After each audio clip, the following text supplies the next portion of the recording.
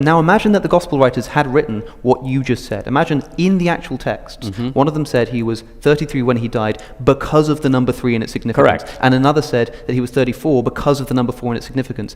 That would be a contradiction. And in that instance, not just a historical contradiction, but a spiritual and theological one too. Actually, no, it actually wouldn't. Oh, come on. It wouldn't. I'll tell you why. You don't think that's a contradiction? No, it's not a contradiction at all. Because the gospel writers are constantly contradicting each other? No, not contradicting each other. If they were constantly contradicting each other, you wouldn't have spent half an hour on a single event that frankly I haven't even heard of. In fact, no one's ever heard of. I've never ever heard anyone discuss this in any context. So which event? This prophecy about Hosea. I'll go back and look at all this, but what I'm trying to get at is if you had a plethora of contradictions, you wouldn't be spending the entire debate on one that I'm sure no one in the audience has heard of either. Hold on. But okay, you've heard of it. Probably because you've been listening to his YouTube channel, right? You don't think that this is a highly discussed point of contention in the Gospels, the flight to Egypt and its contradiction with the flight to Egypt. Look, the flight to Egypt is an important event in the Gospel. I'm not saying. Dinesh, also you said why could you only bring up this one example? Take your pick. The date of Jesus' crucifixion, whether they're to take a staff or not to take a staff, the dating of Jesus flipping the tables at the temple, Mary Magdalene and what she says at the tomb, when the temple curtain rips. In the Gospel of Luke, it says that this happens before Jesus' death, and in the Gospels of Matthew and Mark, it says that it happens afterwards. We can go through any of these contradictions that you like, but the problem is that what you're going to tell me is that it's trivial, and then when I try to explain that it's not trivial, you say, oh, well, I haven't even heard of it, and no one else really cares about this, when other people do, by the way. This is a highly discussed point of contention in the Gospel. All I'm asking you to do is say that this is... when I mentioned the staff in my opening statement, and I said that whether or not they take a staff is a totally trivial contradiction, I'm not bothered by that. If I were a Christian, I would say, yeah, of course, because the texts are not going to perfectly accord. But for some reason, Augustine could not accept this, and so comes up with this ludicrous idea of a literal staff and a metaphorical staff that Jesus is talking about. If you were willing to just say, yes, this is a contradiction, but that doesn't upset the method of Christianity, I think it would be a much more defensible and respectable approach. But instead it seems that you're unwilling to admit that there's even a single contradiction in these texts. I am saying that the texts are written from 4 different points of view. Do they contradict each other? And it is quite possible that on details, Matthew tells you things that are not in Mark or different than Mark. Contradict Mark. Contradict Mark. Yes, contradict Mark. And so the point is, here's my point. You're acting, look at it this way. You would be scoring a point if you could say, God wrote 4 books and they contradict each other. Just like if you're able to say, Dinesh said this in the beginning of the debate and that at the end of the debate, Dinesh is contradicting himself. On the other hand, if we have 2 guys who are here today to go and write an account of this debate, right? And then we look at their accounts, which are authentic, first person, I was their accounts with a lot of detail. Yep. And one guy says, for example, the lights were dark. The other guy says the lights were dim. Or one guy says, for example, that Dinesh was sitting at a 45-degree angle. Another guy says it was a 50-degree angle. Yeah. But these are now not... imagine, and then someone goes, Dinesh was sitting at a 43.5-degree angle because he thought this was a way of maximizing his rhetorical effectiveness for the audience. People would be like... Now imagine somebody said, Alex was wearing a blue jacket, and the reason he was wearing a blue jacket, someone said it's a blue jacket, someone else said it's a red jacket. Who cares? You're quite right. But if somebody said specifically, I know that the reason he was wearing a blue jacket was because there's an upcoming election in the UK that's just been announced, and he was trying to represent the Conservative Party. And somebody else said, I know that the reason he was wearing red, and in fact he told us himself that the reason he was wearing red is because he wanted to support Labour in the upcoming general election in his home country. Okay, perfect you would example. say, that is a contradiction and means that one of you wasn't paying close enough attention, not just to the colour of my jacket, but the very message that I was trying to get across.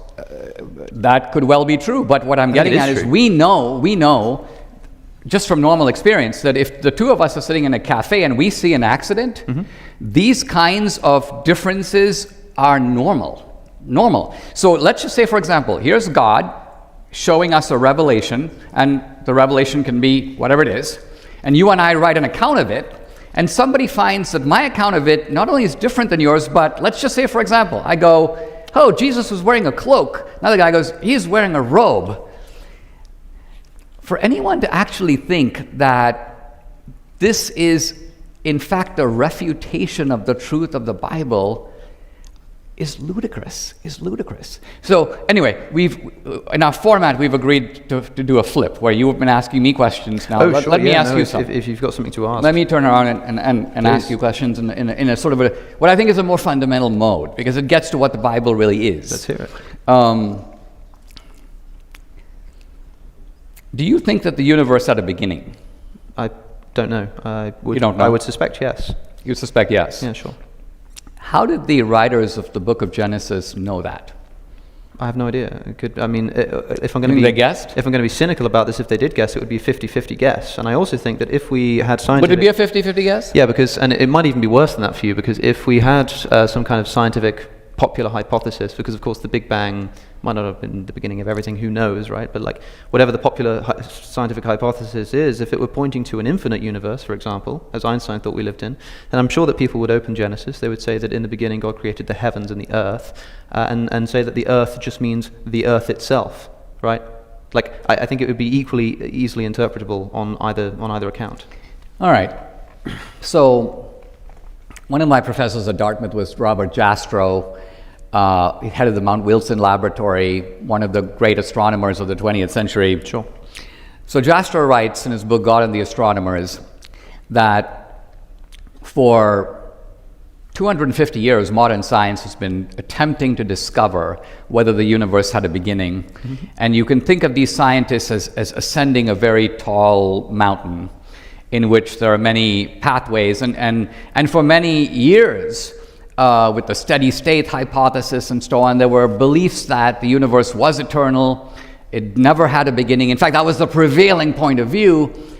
And then Jastrow argues it's almost as if we reached the top of the mountain and there was a bunch of Hebrew prophets or theologians sitting there who had been there from the beginning. So I'm describing now a skeptic, a true skeptic and a true scientist describing the scientific shock that attends to a discovery that, and I think it is out of the spirit of that discovery for you to go, oh yeah, I mean, it could have been this. It's like tossing a coin. It isn't like tossing a coin. This is a question that's been argued for 2 centuries and only resolved in the last several decades.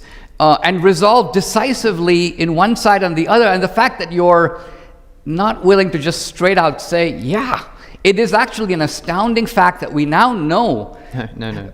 I mean, look, the scientific method has also revealed to us that the Earth was formed about 4.5 billion years ago. That is much later than the sun. The Old Testament account, the Hebrew Bible account, tells us that it was the other way around. So it got that bit wrong.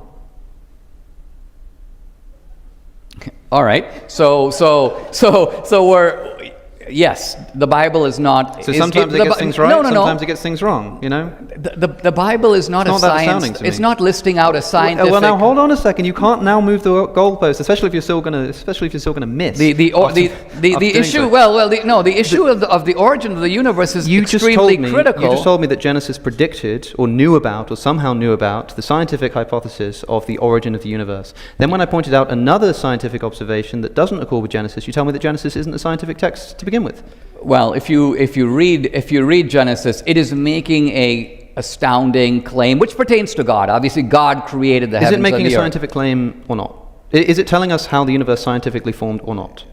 It's not telling us how the universe scientifically formed, because if it did, they would be outlining the history of the Big Bang. Then what's the relevance of bringing this up in the first place? Because it is stating a conclusion, not a process. It's not telling you how the universe was formed. Right. It's not telling you about... It also doesn't tell us how the sun was formed, but it tells us that it was formed after the earth was. It tells us that that's the case. That's wrong. It's incorrect. Show me. Well, I don't have a Bible. Okay. Well, I've read that passage maybe a dozen times. I have never spotted this contradiction that you're describing. But I'll go back and look at it again. Right. But again, on what day is it that God makes the sun? And day 4. I think it's day 3 or day 4, something around there. You're right. But when's the light mainstream created? of the Christian tradition does. It obviously can't be day 4 because the concept of day in the original Hebrew doesn't mean day. Sure, but day 4 comes after day 1, right? It's describing obviously epochs or periods. Yeah, yes. So actually it's much worse, because now the sun is created much later than the earth was. Well, not necessarily. Well, show me. I don't know. I mean, we can read through that. We can find Genesis. Yeah, okay. I don't know if that would be the best use of our time. I mean, we could do it if you really want to. But what I'm trying to say is that, like, it's not astonishing. Let's move on. Why not? It's not astonishing to me that like if you're making claims about the origin of the universe, especially in the case where if it is making a specific claim in the knowledge that there's a sort of infinite hypothesis and a beginning hypothesis, to take a 50-50 stab. It's not amazing to me. It would be more amazing to me if everything lined up and it gave us an otherwise unknowable historical scientific account at the beginning of the universe. But as you say, that's not even what Genesis is trying to do.